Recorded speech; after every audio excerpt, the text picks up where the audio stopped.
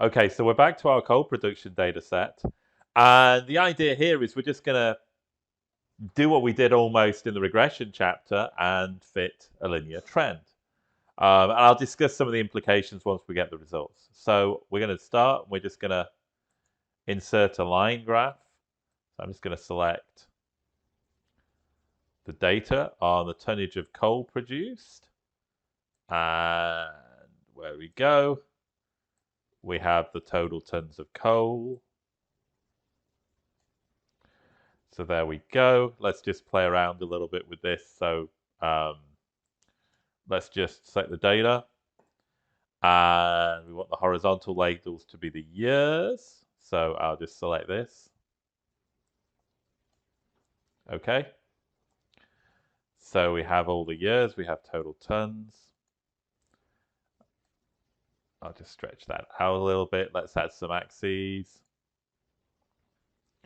So axis title, horizontal is going to be year. And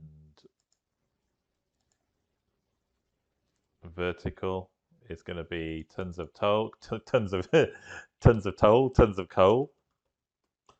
And we'll say linear, we'll call this graph linear trend for coal data.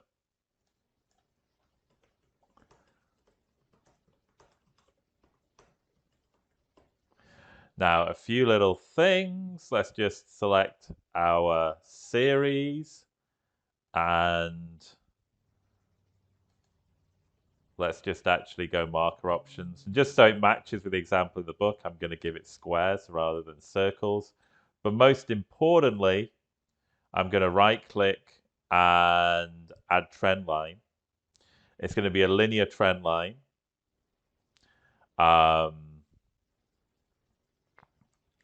I'm going to also display the equation on the chart, and I'm going to display the R-squared value on the chart.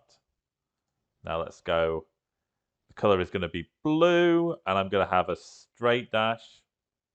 And I think actually we should change the color if it's going to be a straight dash. Sorry, we'll make the color red.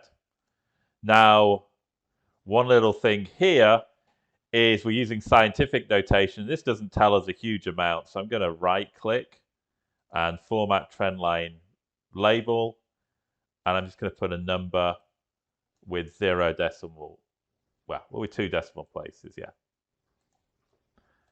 Okay, so then we have the coal. This is the linear trend for the coal data, and we'll say, okay, it's going to be 438 million.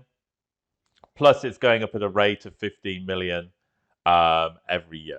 And it's a pretty good fit, but the downside, if we're using it for prediction on this sort of data, is if you look at this, we start off below the line, then we get above the line, and coal production started out, so it's below the line.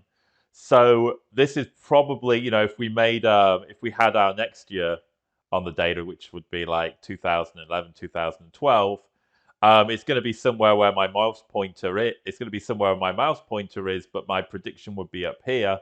So for this sort of data, a linear trend is not going to have quite the same predictive power as, say, the double exponential smoothing. Okay, so we've done that. And also we were going to, if you look at the book example on page 341, we examined the residuals. So to do that, I'm going to go to data analysis, regression, and the input range is going to be, and I kind of did this before, but the Y is going to be here because it's the tons of coal, and then the X is, I messed that up. I'd kind of done it before, but it's going to be, just change that to A. Labels, basically, because the top item is a label. And the only residual thing we're going to click is we're going to click residual plot. And the output, I think I made my graph a little bit bigger this time, so I'm just going to drop it down one. Click OK. And we get basically some output. Let's make it Arial 12. Oh, makes it a little bit bigger. And we can see we did this last time, so I won't go last week, so I won't go into too much detail. But R squared is 0.95, so it's a relatively good fit. Even if for local predictions it's not so good. And again, you can see the coefficients here, and the coefficient for year is incredibly low p-value. And then, interestingly, we have the residual plot, and we talked about there shouldn't be any autocorrelation in residuals. There's obviously some autocorrelation here. Let's just format the data series. Series options. We're going to have a solid line, and we're going to make it blue again to match the book.